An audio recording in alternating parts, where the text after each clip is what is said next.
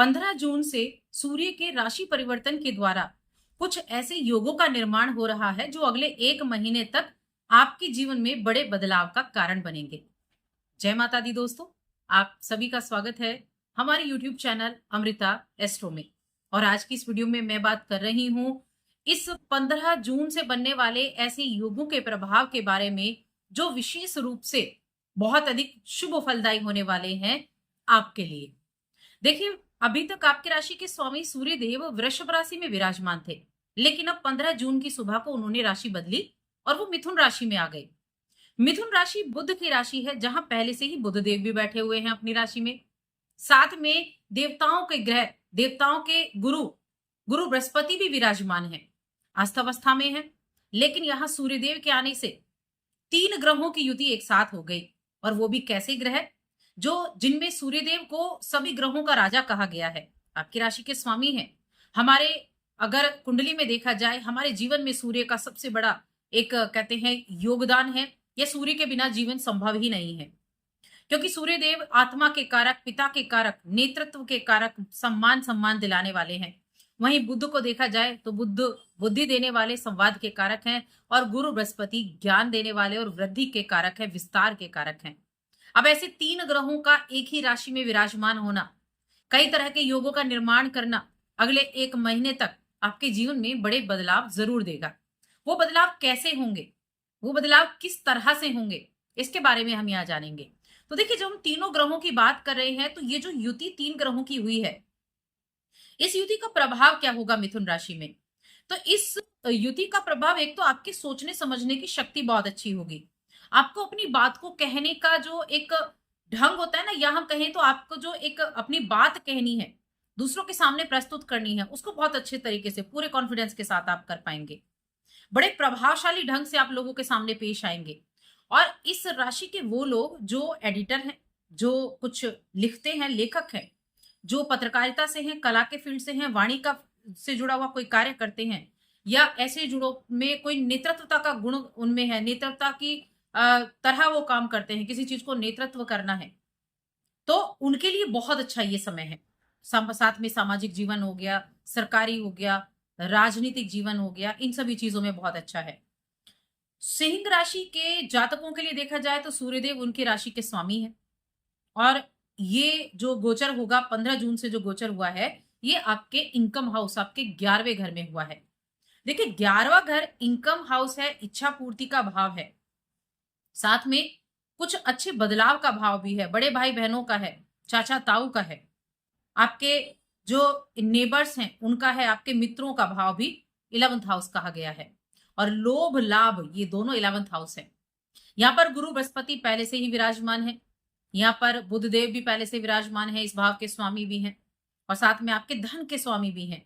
तो एक तो उत्तम स्थिति ये हो गई कि आपके धन के स्वामी और इनकम हाउस के स्वामी इनकम हाउस में बैठे हैं आपकी राशि के स्वामी के साथ। तो बहुत अच्छा टाइम पीरियड है ये, आपके अपने गुणों के आधार पर, आपके खुद के नेतृत्व के आधार पर अपने आप को इंप्रूव करने का, पैसे कमाने का, धन कमाने का, अच्छे पोजीशन पर जाने का, एक अच्छी पहचान बनाने का, अपनी इच्छाओं को फुलफिल करने का, ऐसा ये आपके लिए एक सुनहरा अवसर है।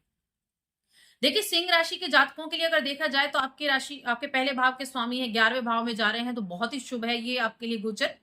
और ये युति आपके लिए कई तरह के अच्छे परिणाम भी लेकर आई है। इस दौरान आप देखेंगे आपकी सामाजिक प्रतिष्ठा में वृद्धि होनी तय है। सामाजिक रूप से बहुत सक्रिय रहेंगे, कॉन्फिडेंट रहेंगे, अपनी बात को कहने का और कोई भी डिसीजन लेने का, उस डिसीजन पर अमल करने का गुण आपके अंदर होगा। ये गोचर आपको अपने कार्यक्षेत्र में सफलता भी दिलाएगा और आपको प्रमोशन के योग भी बनाएगा। साथ में जो 11th हाउस है वो क्या सामाजिक भाव भी होता है, ये सामाजिक संपर्कों से भी जोड़ता है, तो आपकी कनेक्टिविटी भी बढ़ेगी। आप ये लाभ का भाव है, धन के स्वामी भी बैठे हैं, तो संचार के माध्यम से धन लाभ होगा। अपनी बुद्धि के द्वारा धन लाभ प्राप्त कर पाएंगे, अपनी इच्छाओं को पूरा कर पाएंगे, आप प्रभावशाली लोगों के संपर्क में आएंगे, आपको उच्च पद के लोगों से मेल मुलाकात होगी, और उच्च पद पर बैठने की आप अगर प्रतीक्षा कर रहे हैं, आपका प्रमोशन होने वाला है, तो वो इच्छा भी आपकी पूरी हो सकती है।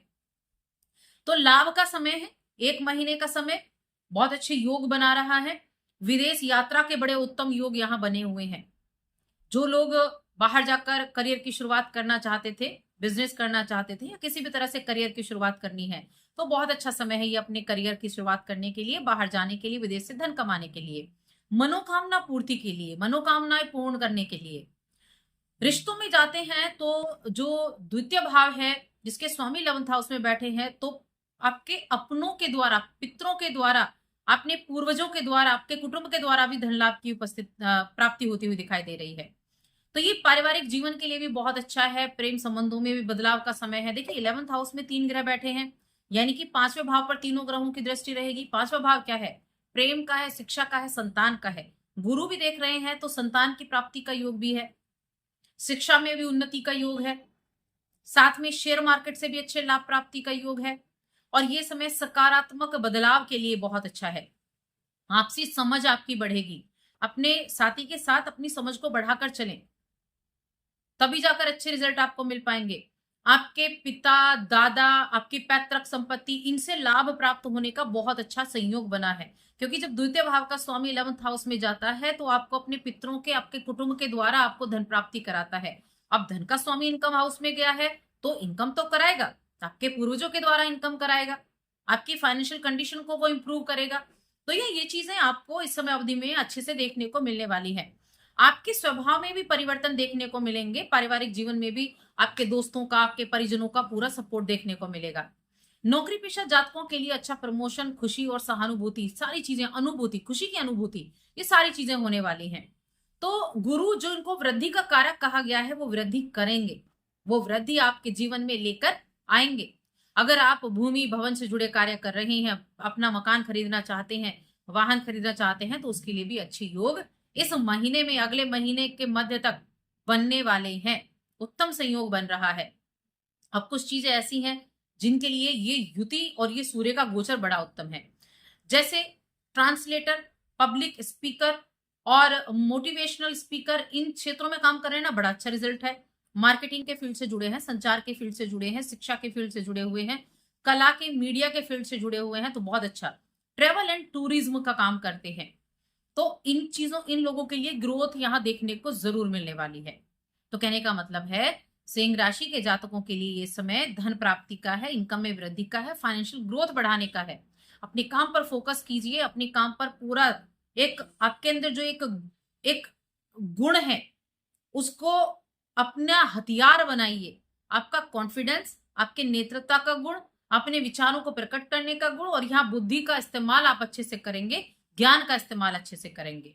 तो समय है, उस समय का आपको लाभ उठाना चाहिए। उपाय की अगर मैं बात करूं, क्या उपाय आप कर सकते हैं, तो मैं कहूंगी सूर्य के बीज मंत्र का जप करें और आदित्य हृदय स्तोत्र का पाठ करें।